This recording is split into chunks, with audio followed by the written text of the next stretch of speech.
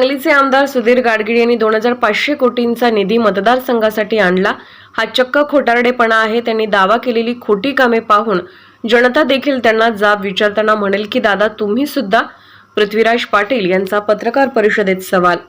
2 दिवसापूर्वी पत्रकार परिषद घेऊन सांगलीचे आमदार सुधीर गाडगीळ यांनी 2650 कोटी रुपयांचा निधी मतदारसंघाच्या विकासासाठी आणल्याचा दावा केला होता. पण तो निव्वळ खोटारडेपणा असल्याचा घणाघाती आरोप काँग्रेसचे सांगली जिल्हाध्यक्ष पृथ्वीराज पाटील यांनी पत्रकार परिषदेत बोलताना केला आहे. आमदार सुधीर गाडगीळ यांनी रेल्वेने केलेली कामे देखील आपणच केल्याचा दावा केला आहे असे सांगत पृथ्वीराज पाटील यांनी आमदारांच्या सगळ्याच कामाचा पंचनामा केला. पहिली 2.5 वर्ष तर महाविकास आघाडीचे सरकार होते, त्या काळात झालेल्या विकास कामे व उर्वरित कामांचा पाठपुरावा तत्कालीन पालकमंत्री जयंत पाटील यांनी केला होता.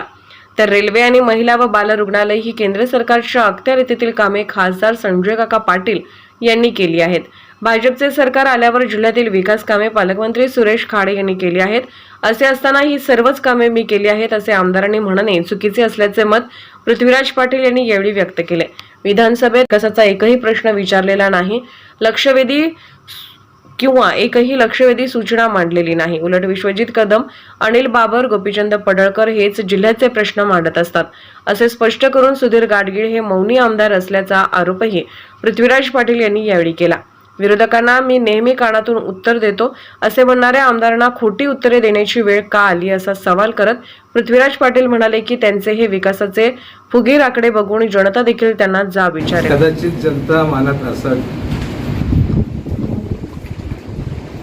आणि म्हणूनच 2,500 कोटी किंबहुना पत्रकामध्ये त्यांनी 2650 कोटी दिलेला आहे.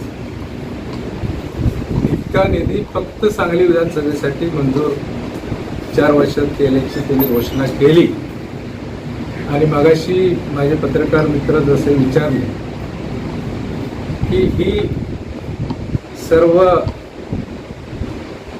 विश्वासार्थ जोपासे असल्यामुळं कदाचित ही आकडेवारीही जनतेला कालपर्यंत किंवा आत्ताच्या क्षणापर्यंत खरी वाटलेली असणार. तुमच्या माझ्यासारखा एक सामान्य सांगलीकर नागरिक म्हणून कोणीही विश्वास वर्तमानपत्रामध्ये येणाऱ्या बातमीवर, इलेक्ट्रॉनिक मीडियावरती येणाऱ्या बातमीतून जेव्हा एखादी व्यक्ती असं जाहीरपणे सांगते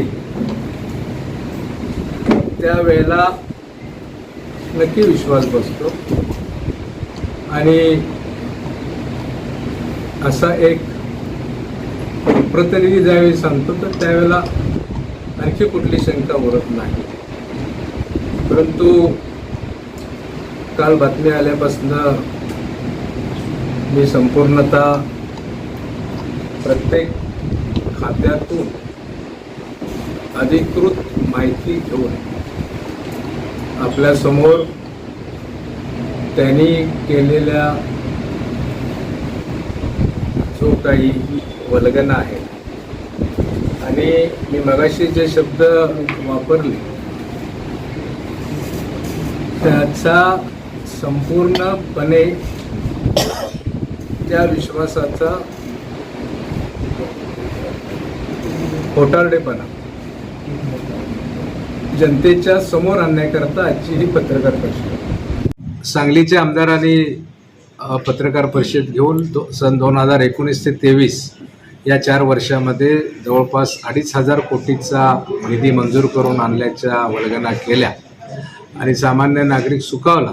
कारण एवढा निधी आणला असता तर सगळ्यांना, अगदी माझ्यापासून सगळ्यांना वाटतं तर सांगलीचा शांघाय व्हायला आता उशीर लागणार नाही. खरं म्हणजे या ठिकाणी हे बातम्या तुमच्या वर्तमानपत्रामध्ये वाचून, तुमच्या इलेक्ट्रॉनिक मीडिया चॅनेलवर बघून सर्वांचा विश्वास नक्की बसणार.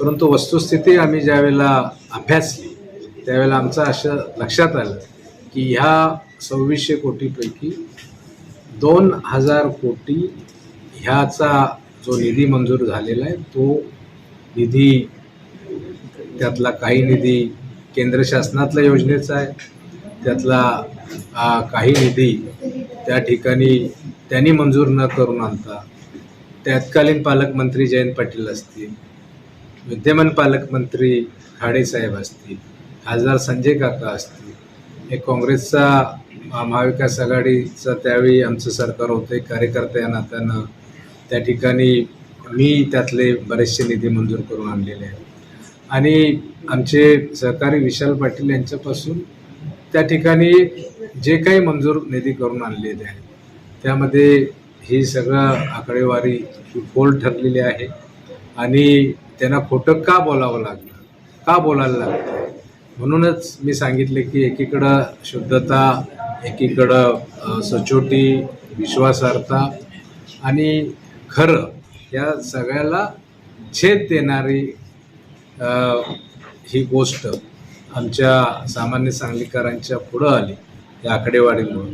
त्यामुळं आम्हाला कळत नाही, आता सांगलीकरच विचारू लागले की राजकारणामध्ये येऊन लोक खरंच बदलतात का, राजकारणामध्ये आल्यानंतर या गोष्टीला फाटा द्यावा लागता का, असं आता जेव्हा प्रश्न विचारतात त्यावेळेला लोकच आता म्हणू लागले की दादा आता तुम्ही सुद्धा. त्यामुळं आम्हाला याविषयी सांगलीकर या नागरिक या नात्यानं आमचं त्यांना विनंती आव्हान आहे की खरी आकडेवारी द्या, सांगलीचा विकास करा. आम्ही निश्चितपणानं त्या ठिकाणी सांगलीकर स्वागत करतील. परंतु तुम्हाला भीती का वाटते, तुम्ही का खोटं बोलताय, कुणाची भीती वाटते, हाच सवाल आम्ही तुम्हाला करतो. सांगलीच्या मूलभूत प्रश्नाकरता तुम्ही काय केलं आहे, किती जणांना रोजगार आता दिले, किती उद्योग आणले, सांगलीचा आवाज आता सांगलीच्या विधानसभेमधनं नाहीसा झालेला आहे. कारण असणारा वीज बिल घोटाळा बाबतीत असेल, इथल्या शेरी नाल्याच्या बाबतीत असेल, कोल्हापूर विमानतळाच्या बाबतीमध्ये असेल, अगदी हळद हे सांगलीचं प्रमुख पीक, नगदी पीक आणि नगदी तो एक सगळा असणारा अशी हळद आज सांगलीतून तो व्यवसाय कमी होतोय, नांदेड हिंगोलीला जातोय, हळद संशोधन केंद्र त्या ठिकाणी हिंगोलीला झालं. तर तुम्ही या बाबतीमध्ये का केलं नाही, हा देखील सवाल आम्ही त्यांना या माध्यमातून करत आहोत.